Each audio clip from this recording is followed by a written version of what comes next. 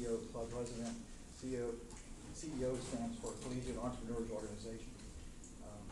Kurt, I'll just say a little bit before I read some of his bio. You don't have to read that. I'm not going to read all of that. But I had met Kurt. It was the Coffin program last year at the Tampa Bay Innovation Center. He was one of the instructors, and then actually got a consultation. So I was really appreciative of that. Besides that, he found his interest in business consulting and training working at USF Center for Organizational Communication while completing his master's degree. And later he put that experience to use owning and operating two separate market research businesses. The entrepreneurial spirit stuck with Kurt even while he's working in large organizations, opening new offices for Bay Plaza companies and Team Petersburg College and the state of Wyoming Business Council. And then I'll just kind of go on. This is interesting here.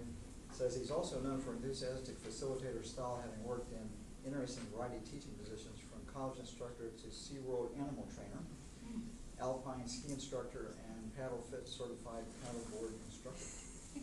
So is there anything else you don't do? No. That's I fantastic. like to tell people what to do. So he is a manager of business consultant for Florida's Small Business Development Center over at Pinellas County Economic Development. And he does consulting and training sessions, areas such as marketing, strategic planning, finance, business planning, financial management for Florida lifestyle and high growth businesses. Perfect. Thank you. So, in case you're not familiar yet with the Small Business Development Centers, it's a resource that's available to all of you. Our consulting sessions are free, and we have a number of workshops that we do. If you go to our website at pced.org, that's Pinellas County Economic Development's website, pced.org. If you go there on the front page, click on any one of the seminars listed, it'll bring up a calendar of all of our seminars, and you can see many different things that we have. Most of them are about $20 a piece, but we have things like starting a business, growing a business, finance, marketing, social media, and forget social media, you guys are all techies here, I guess, so then you guys can teach, of course. But in any case, a lot of the business, basics, how do I get started, what makes me legal, what do I have to pay attention to, the marketing, the accounting and tax procedures, if that's not your thing. So all those things are available in seminars for about $20 a piece at the SBDC. Our office is located in Pinellas County Economic Development, where I work, and then our consulting sessions are free. So once, assuming you have a business, feel free to come see me, and you can't use it up. It's always free. So Michael asked me to talk a little bit about some things that I thought might be helpful to you. And I have a handout here of the presentation today, but before I'm going to ruin it if I hand it out to you too soon. So the first question I really have for you about business success is, what do you think the secret ingredients are to being a successful business? Anybody? Planning. Planning, passion, Business concept. an idea. Anybody else? Well, if I was, now I can pass these out. In fact, Michael, would you pass these out for me? Sure. If I was going to pick only one thing that you need to be successful in business, it would be customers. But I've noticed that there really are three things that make people more successful than other businesses. So, to be honest, we see about 1,000 people a year that come through our Small Business Development Center that have either a business idea or an up and running business. And after about 12 years, that's something more than 10,000 businesses that I've talked to. And I always ask what works, and I always pay attention to what works. So these are the three things that I found that people who are more successful than someone else seems to have a handle on. You can do all the planning in the world, but if you don't really have a vision, the plane kind of wanders around and it doesn't really go anywhere, right?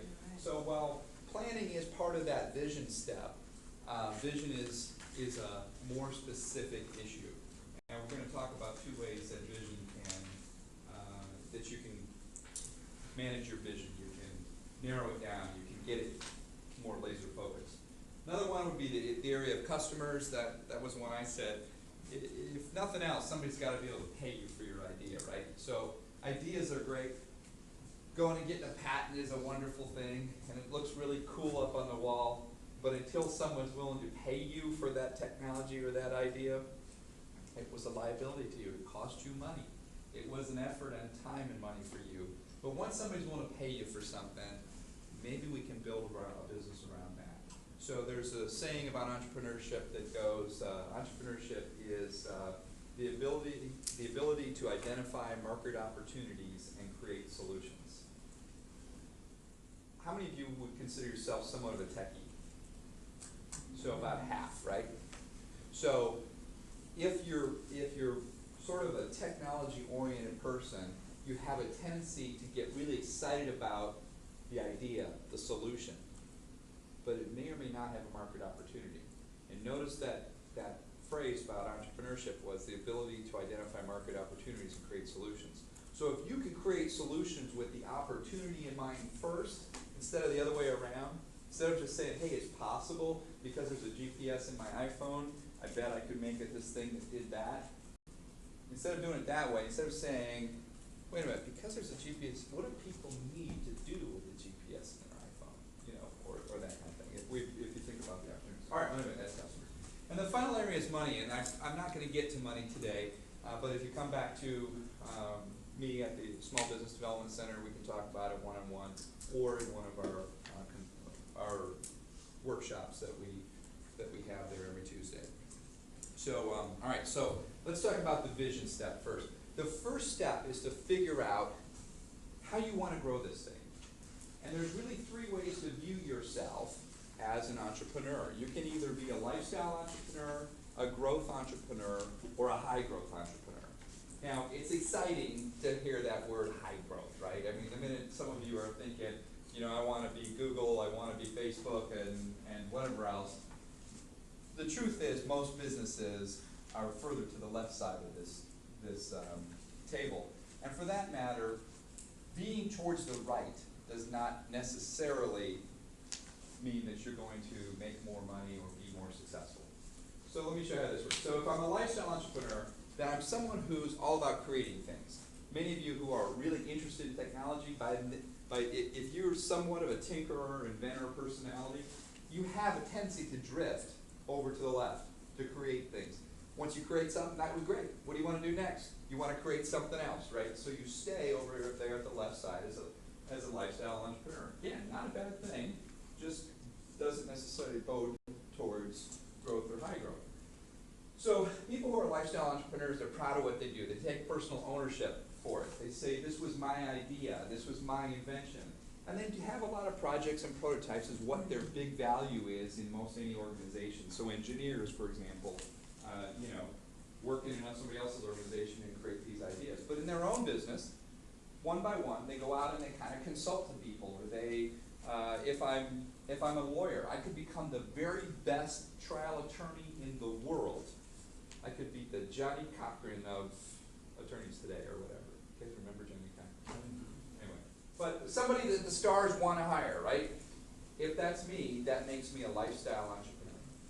Now, let's look at what a growth entrepreneur is. This is someone who says, hey, I don't just want my ideas, I want to share this with other people. I want to have some distributed ownership, distributed control.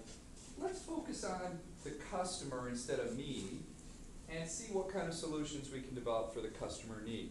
And so these businesses tend to grow because they get more customers and they get into more things. So for example, if I'm an attorney and I want to open up ad partners and then maybe add additional locations, the next thing you know, I'm Morgan & Morgan, because that's an example of an attorney growth business where they've got multiple locations throughout Florida and multiple partners, and they grow, but they still grow one customer at a time, don't they? Even though it's sort of faster than the best trial attorney in America, right? Now, who's making more money? John Morgan or the best trial attorney in America? Probably John Morgan. Probably the best trial attorney in America, I think.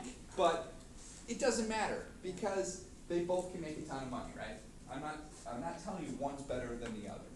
And the third one is the high growth entrepreneur. And this person really wants to distribute even ownership, not just, he's willing to distribute all the control, all the ownership. He's concerned about, he or she, pardon me, ladies, is concerned about market potential and market share, being, distributing this to the industry. They're focused on production and delivery schedules. And so if I want to take the law profession, instead of being the best trial attorney in the world, instead of having a growth business with offices all over Florida, but I want to take the practice of law to the world. I want to distribute it to the entire world. What does that look like? It looks, it looks like LegalZoom. That is my example, yes. So LegalZoom is attorney work for the masses on the internet. You can you can start a business for $100. They'll send the paperwork into the state of Florida to make it easier for you. So you know, and it's one of the options I give. If you come to my How to Start a Business class, one option is fill out the paperwork at LegalZoom.com because it's a lot easier. So it's, you know, legal. So here we use the example of a lawyer. Could be, you could make a ton of money whether your vision was to do it as a lifestyle business, as a growth business, or a high growth business. Whatever your idea is, knowing that vision is going to help a lot, rather than just say, well, we'll grow as fast as we can. But if we have a vision for that, we can set up a system where it grows. All right, so the next thing about vision is the who, what, when, where, why, and how, or the what, how, and why. If you sit next to somebody on an airplane, it's not long before, if you have a discussion with them, they're not wearing their beads or whatever, it's not long before somebody says, hey, what do you do? And you say, what do you say? Do dinner. I work at St. Pete College. You work at St. Petersburg College. All right. Well, what do you do there at St. Pete College? I present. I work for the College of Education. You're a presenter in the College of Education? Okay. So far, my question got me what she does and how she does it. She presents stuff, right? If I say, you know, if I sit next to a plumber, they say, you know, we're plumbers, you know, or whatever. Well, what's that like? And they start telling me, well, we connect pipes and, you know, I'm a brain surgeon. Well, what do we do? We connect pipes and, you know, whatever, right? They can tell me what and how. Am I hugely impressed with a person who can tell me what they do and how they do it? Not unless they're really good looking, you know? So what really impresses people is the why. If somebody tells me they have a passion for this because, you know, in education, they love that aha moment, or they're a plumber because, you know, it reminds them of their father, and they tell us a story about driving around in the truck with dad or whatever, right? Or whatever it is, whatever their why is, it really makes a huge difference in attracting people to your business. It also helps you get up in the morning, helps you design a business all around that idea. So one of my favorite businesses in my life is Suncoast Surf Shop out on Treasure Island. And Joe Nuzio is about, I went to his 75th birthday a couple years ago, so he's getting up there. But he still understands beach. He still understands beach culture. And his whole thing is to make sure that everyone has a good time when they come to the beach. And everything about his store has survived the ups and downs of the surf shop world, and he's about the only guy I know who stayed in business all this time in Florida, because he understands the beach culture and he really cares about why he does this. He wants to make sure people have fun when they come to the beach. So that makes me want to go use his business all the time. Now, another way to do this, if you're struggling with kind of figuring out your vision, instead from the what, how, and why, that, you know, if I put you on the spot, I say, why do you do it? You know, and it's kind of, oh, we're going to think about it, right? If that's too difficult for you, another way to do this is consider this problem solution issue. You know, like we said earlier, entrepreneurship is identifying market opportunities and creating solutions. So what is the problem you solve? If you can answer that way, you can design a whole business around it. Because your solution becomes the best way for you to solve that problem, or at least for a certain group of people. If we have more time, we'll go into the certain group of people a little more. But let's jump a little bit into groups of people, into your customers. The truth is, you can't everybody's problem, right? And you can't serve everybody in business unless, I know, because they serve some. Surf industry with the earn the money. And I understand that by whatever skill, a lot of times in those kinds of things, following demographics. I'm just gonna start I'll do it for less at that. Your target customer, your target tank of a